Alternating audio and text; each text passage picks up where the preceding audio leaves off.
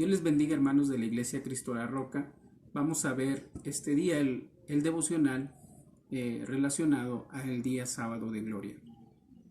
Este día, hermanos, quiero enfocarme a dos cosas.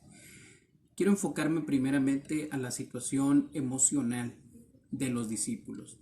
Después de este proceso de la crucifixión de Jesucristo, de darse ya bien por enterados que Jesús había muerto, que ya estaba en la tumba, que ya había pasado al menos un día de que esto había sucedido. Entonces la situación emocional de ellos, quiero que veamos ese aspecto.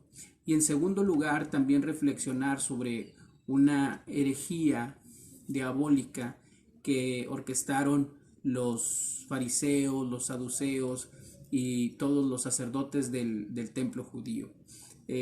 Todos ellos empezaron a tramar algo para decir que el cuerpo de Cristo había sido robado y no que Jesús iba a resucitar. Vayamos primero al primer aspecto. Es un día, hermanos, de luto, de silencio, sin ningún acto oficial. Todos los discípulos estaban asustados, estaban escondidos. Aparte, para el pueblo judío ese día era un día de reposo, entonces ese día era como los de ahora, no había tanto ruido en la calle, no había ruidos de carretas, no había golpes de martillos, no había nada de ruido porque no se trabajaba ni se hacía ninguna actividad ese día. Entonces, para ellos era una situación muy difícil, hermanos, porque el cuerpo de Jesús estaba sin vida en la tumba. Así era para ellos. Para los discípulos era un día de luto. Era un día de estar desconsolados por la muerte de su maestro. Todo indicaba que habían perdido la guerra, que Jesús ya había muerto, que todo ese tiempo de trabajo, ese tiempo de esos 3 años y medio del ministerio de Jesús habían terminado de una manera trágica.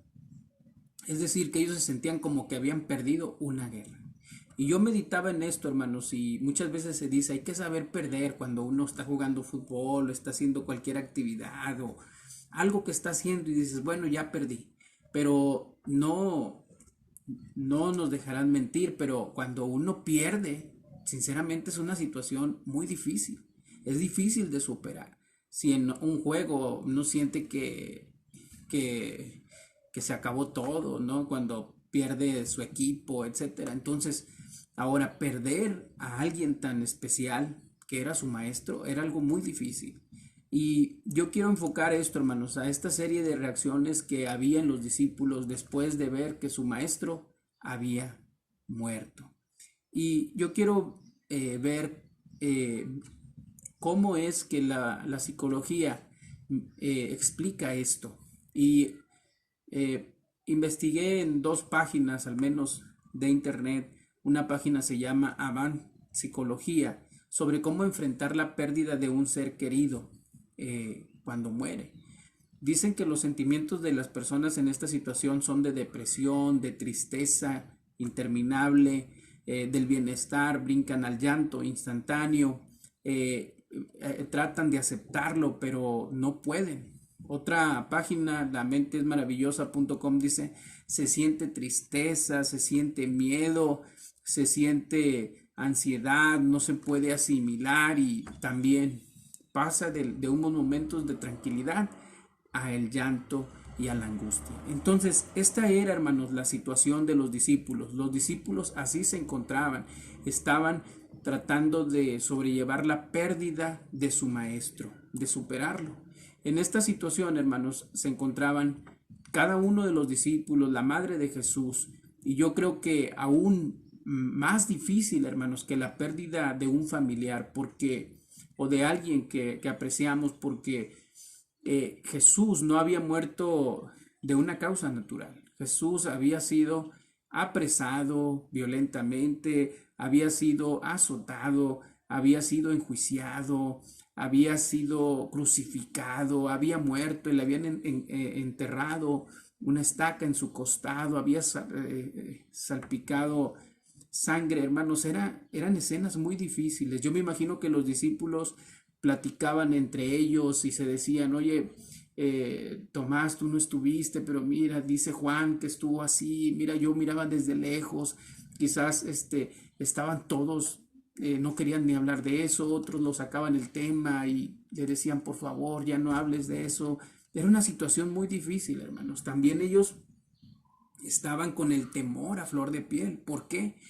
Porque si Jesús, que era su maestro, había muerto así, ¿qué se esperaba para ellos? Ellos estaban asustados, hermanos, porque su maestro había muerto.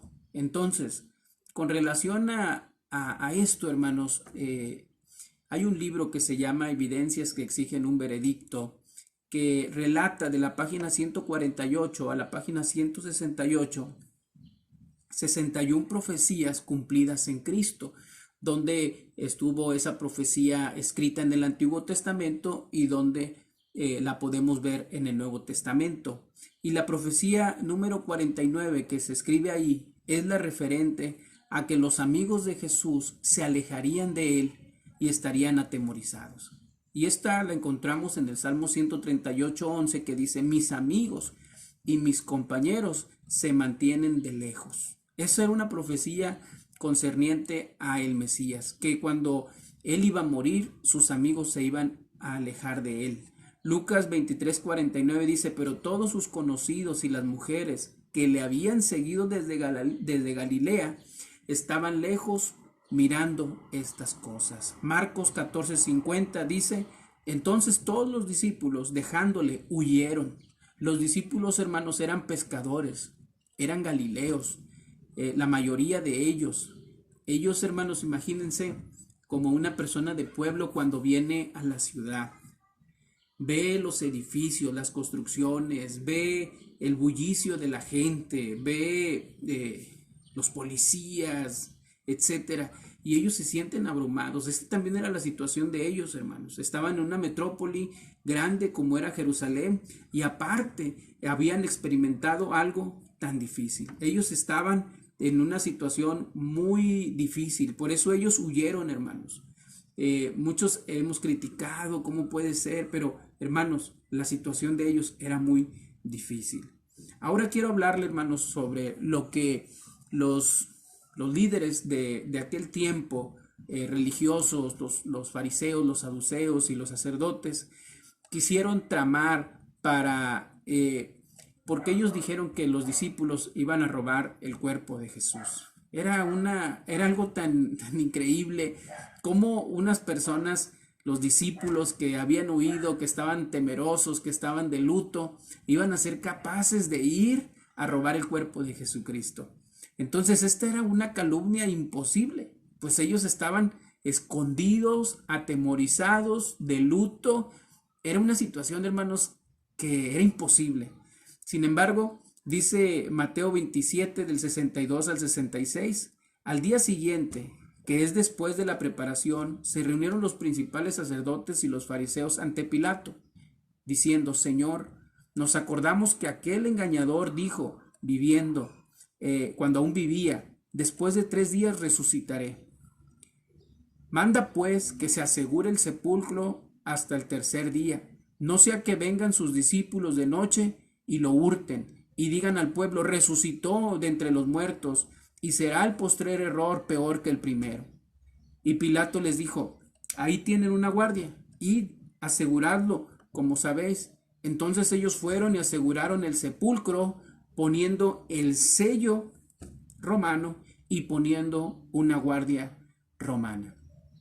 Lo primero que quiero resaltar es que era imposible, hermanos, que los discípulos en esa situación emocional se armaran de valentía para hacer ese tipo de cosas.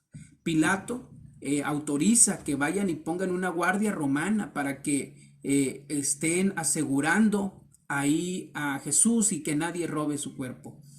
Hermano, yo creo que esto solamente fue una base más fuerte para que no hubiera duda, hermanos, histórica sobre que Jesucristo había resucitado. ¿Por qué, hermanos? Porque el sello romano era inviolable. Nadie se atrevería a romper un sello romano. Hacerlo era casi ganarse la muerte. Ir a atacar a una guardia romana, o que una guardia romana perdiera la posición que tenía y le robaran el cuerpo, eso se pagaba con muerte. Eso es algo que no podían permitir ninguna guardia romana. Entonces, esto solamente Jesús podía vencerlos a ellos y que no hubiera ningún testimonio para enjuiciar a los discípulos. Estos sacerdotes y fariseos lo que hicieron fue hacer más fuerte la evidencia de la resurrección de Jesucristo. Entonces, hermanos, para concluir, quiero recapitular las dos cosas. Con relación a la situación emocional de los discípulos, esto nos enseña que cuando pasamos tiempos difíciles, hay que vivirlos y saber que esos tiempos difíciles van a terminar, que esas situaciones lamentables tienen un fin, que siempre sale el sol. Mire, yo le puedo compartir, usted quizás si me conoce sabe que hace algunos años yo estuve en una situación de salud muy difícil. Recuerdo que mi situación era muy difícil, yo sentía que yo quería huir de esa situación, yo quería que el tiempo corriera y ya aliviarme, que eso quedara en la historia, pero no sucedía. El tiempo corría de la manera que debería de correr. Entonces, pero yo le puedo decir que ese tiempo difícil terminó. La lluvia, hermanos, cuando empieza a llover, parece que nunca va a terminar. Hay personas que dicen, ya empezó a llover, de aquí que se quite, va a tardar. A veces hay quienes piensan, no vamos a poder tener la fiesta de en 3 días porque está lloviendo. Cuando en ocasiones la lluvia en 3 horas, en 1 hora o en un día termina. Parece que las lluvias son interminables, pero también las situaciones difíciles terminan. Esto nos enseña que cuando está oscuro porque es de noche, en algún momento va a salir el sol en la mañana y se van a acabar todas las tinieblas. Así es que cuando parece que todo está perdido, hermanos, siempre confiemos en que Dios puede hacer algo. Siempre hay esperanza. Siempre el problema, la situación difícil, la enfermedad va a pasar. Si usted ha vivido algo así, sabe de lo que le hablo. Las cosas pueden cambiar de un momento a otro para bien. Y esto es lo que les pasó a los discípulos. Ellos estaban llorando un día sábado, pero el día domingo Jesucristo resucitó. Entonces, hermanos, debemos tener esperanza, debemos tener confianza. Dice la palabra de Dios en Joel 3:10, diga el débil, fuerte soy en Cristo. En Cristo, hermanos, somos fuertes. También la palabra de Dios dice en 2 Corintios 12:10, por lo cual, por amor a Cristo, me gozo en las debilidades, en afrentas, en necesidades, en persecuciones. Es decir, que cuando pasa situaciones difíciles, en angustias, dice, porque cuando soy débil, entonces soy fuerte. Es más, cuando pasamos por esas pruebas, se ve nuestra fortaleza. Entonces, hermanos, el tiempo de los discípulos que experimentaron se terminó al día siguiente. El tiempo de desesperanza, el tiempo de desconsuelo terminó. Y sabemos que sucedió la gloria más grande, la resurrección de Jesucristo.